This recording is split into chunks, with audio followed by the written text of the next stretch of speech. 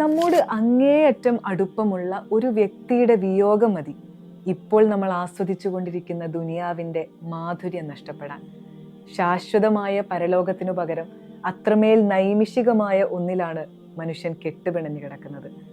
അള്ളാഹുവിൻ്റെ കൽപ്പന ലഭിക്കേണ്ട താമസം ഇസ്രാഫിൽ മലക്ക് സൂർ എന്ന കാഹളത്തിൽ ഊതുകയും ലോകത്തിലെ മുഴുവൻ ജീവജാലങ്ങളും ചലനമറ്റതാവുകയും ചെയ്യുമെന്ന് അറിയിച്ചു പ്രവാചകൻ സല്ലല്ലാഹു അലൈഹി വസല്ലമ. പിന്നീട് എങ്ങനെയാണ് ഒരു വിശ്വാസിക്ക് ഭൂമിയിൽ എല്ലാം മറന്നുള്ള സുഖവാസം സാധ്യമാവുക? തുർക്കിയിലെ ഭൂകമ്പത്തിൽ വിറങ്ങലിച്ചു പോയ ജനങ്ങൾ പറഞ്ഞത് നമ്മൾ കേട്ട് കാണും. It was all of A sudden. എല്ലാം പെട്ടെന്നായിരുന്നു. പെട്ടെന്നൊരു നാൾ വിട പറയേണ്ട ഈ ഭൂമിയെ അല്ല, എന്നെന്നും ജീവിക്കുമെന്ന് നമുക്കുറപ്പുള്ള ആഖിറത്തിനെ കൊതിക്കാം.